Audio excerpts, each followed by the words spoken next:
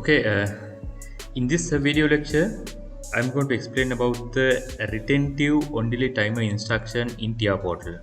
It also called timer accumulator function. Okay, let's open the TIA portal software. Here I am going to use the CPU 1215 type PLC. The PLC. Okay, first of all, let's go to the main program block.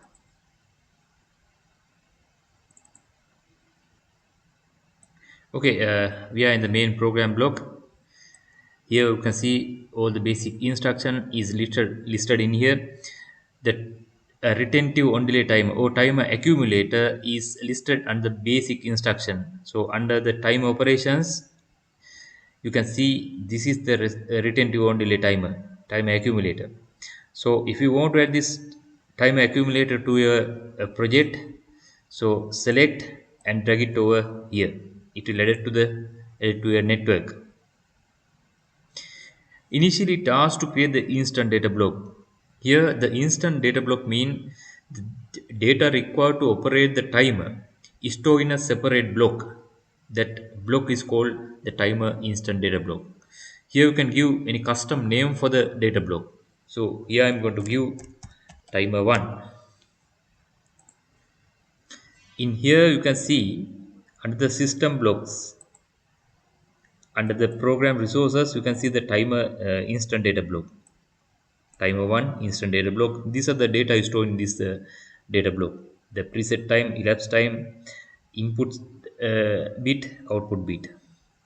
Okay, then this is the timer instruction.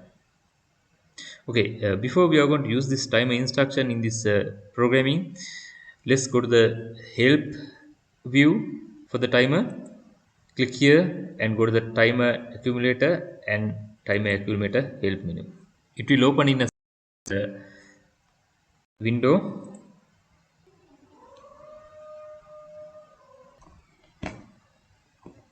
Okay, here you can see the help view of the timer accumulator. Here you can see the description of the timer. Then in this chart explain how the data used in the timer operations. This is the most important one, timing diagram. So let me explain this timing diagram later. Okay, this is the time accumulator instruction. You can see the input signal. It accumulates the input signal state high time durations. Here you can see the reset signal port. When the reset signal is given, the timer reset. Its a current value and output bit goes to 0 when the reset is present. And here you can see the preset time is shown in here, and the output is given through the queue. You can connect any output. You can take output from the queue. Then the elapsed time is shown in here. If you are giving the memory location to save the elapsed time, that will show it in here. Okay, let's understand the operation of the timer accumulator using this timing diagram. Here you can see when the input is present, timer start its timer counting. Here, when the input signal goes low, it retain its accumulated time. Here you can see. After again it input signal goes high, it start timer counting where it stop. Here again it goes, input signal goes low, it retain its accumulated time, and you can see again input signal goes high, it start timer counting. When the timer counting is reaches to the preset time value, it gives output from the queue. You can see at this position timer elapsed time, that means the current value of the timer reaches to the preset time, so it gives output from the queue. Here you can see output goes high. So then what happens if the reset signal is coming at the positive edge of the reset signal, the timer output and also the timer current value goes to 0. They both goes to 0. That means the timer reset when the reset signal is coming. Then this situation also very important. Here you can see the input signal is present in here, goes high. Then timer start its timer counting. Here you can see the reset signal is goes high in this situation. At the same time, the input signal remain high. You can see, but the priority is given to the reset signal. So at the reset signal, the timer reset to 0. Even the input is given, if the reset is present, timer goes to 0. So then when the input signal goes low, the timer starts counting again because it's still the input signal in high state. Okay, when the input signal goes low, timer stop its timer counting, retain its value until next positive edge of the input signal. So you can see in the next positive edge, it start timer counting from where it stopped. So it increase the timer value. Then what happened at the positive edge of the reset signal, the timer current value goes to 0. This is how a timer accumulator works. This is how the retentive on delay timer is work in TR portal. Then next we are going to write the simple ladder logic program to understand how this time is work. So then we are going to obtain this timing diagram using the signal tracing method. Okay. Here I am going to give the input signal using the memory bit. So I am going to use M0.0 memory bit in here. Let's rename the tag as start change. Then the reset signal again I'm going to give using another memory bit. Let's take M0.1. Then let's take the reset change. Then the preset time I'm going to give this the accumulated time delay. That means the preset time I'm going to give as the 25 seconds. If you type the number alone, it will take as the millisecond. So you have to type the 25,000, or other way you have to type the 25 and type the S letter S. So it will take as the 25 second. So then the elapsed time, I'm not going to use separate the memory location to save the elapsed time. It will save in this instant data block memory location. If you want, you can give separate memory location, double word memory location to save the elapsed time. Okay, then you can take output from the queue. You can connect any output to here like this. Here. If you want to take this output to any other network, here this is the output we want to take, and the input bit is the time overflow bit. So let's take we are going to give this output through the physically available port of the PLC. Here you can see under the local modules you can see all the physically available inputs and output of the PLC of this type. You can see analog inputs, analog outputs, inputs, outputs. Yeah, from here through Q0.0 I'm going to take the output. So drag it over here. Let's rename this tag as bulb change. In here, this memory bit I'm going to select using the instant data block, timer one instant data block. So the queue I'm going to select this one, enter. This memory bit is set, the power flow developed to the bulb. This is the timer overflow bit. Okay, now the program has completed. So let's compile and run the program. Okay, let's first of all let's compile the program. Okay, program has compiled the zero errors and zero warnings. Okay, then let's simulate the program. So start simulation. It will open the PLC sim software. Okay, let's minimize this one. The connect. So I'm going to connect PLC sim with the TR portal programming software. Then I'm going to load the configured data. Then the start module. Finish. Okay, next we are going to monitor the input outputs. Okay, let's click the monitor input outputs in here. So let's take so I'll enlarge the view a little bit. Now it's okay. Here you can see at initially the both the start and reset in a low state, so there's no power flow to reset to input signal of the timer. So what happen if we change the state of the M0.0? So timer start its timer counting. You can see 1 second, 3 second, yeah, like this. So if you put it to 0, you can see this is the accumulated time. It retain its accumulated time in here. Okay, if it is reaches to 25, it gives output from the queue. Okay, let's see again. So I'm going to modify to 1 again. Then I'm going to make it to 0. You can see. So in this situation you can see time is start from the timer counting where it stopped previously. Now the 11 second 599 millisecond. So Again, if you modify to 1, you can see timer start is counting from the where it stopped previously. Here 18 second, 19 second. If it is reaches to the 25 second, it should give output from the queue. Here you can see timer has overflowed, time overflow bit set, and the power flow developed to the bulb. So I'm going to change. So then what happen if we reset the timer? Retain its current value and the overflow bit until the reset command is goes high. So if we change the reset signal to high, the both the timer current value and also the timer bit both goes to 0.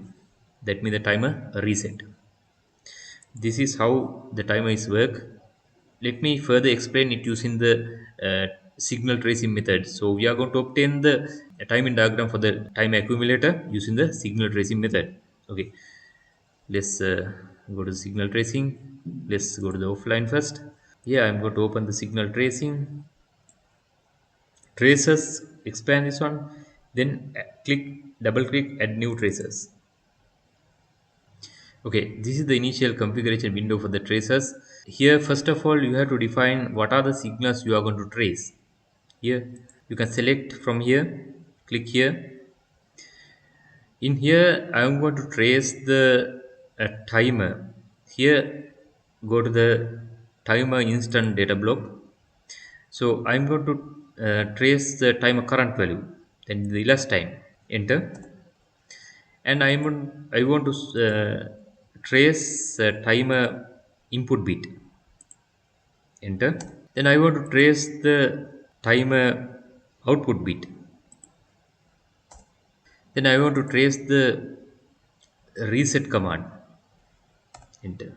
Okay, that's all. These are the four signals I'm going to trace. Then we have to define recording conditions. The sampling method, we are going to take the record with the main program, execution of main program. Here is a default setting is 1. That means every execution of main program we are going to record the signal state, but we don't want that much of accuracy. I'm going to set it to the 100. That is enough. So that means every 100 cycles we are going to take the state of the defined signals. Okay, then I'm going to use the maximum time duration for this recording. Here the trigger mean when this recording is start. So I'm not going to give any trigger signal to start the recording, so I keep it as it is. So then the measurement on devices, I'm not going to use this function also. So that's all. Then this configured data I'm going to transfer to the device. So click here.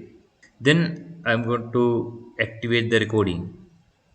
Here you can see these four signals are shown. Okay, let me change. Yeah, here you can see these four signals are shown in four different colors. Here you can see if I want to change the timer output color to any other color, if I want to change it to a yellow, you can see the output is in yellow color. The input signal is in blue color.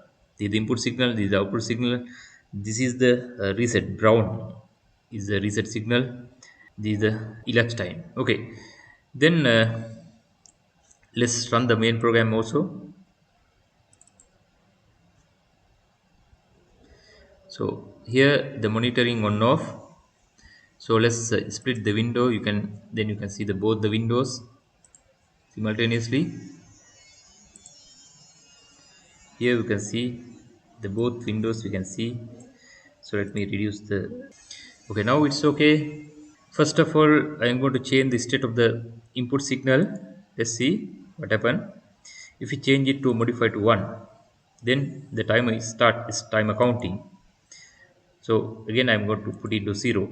You can see when the input signal is present at the moment the timer is start its timer counting. And even if it go slow, it retain its accumulated time value. Okay, okay.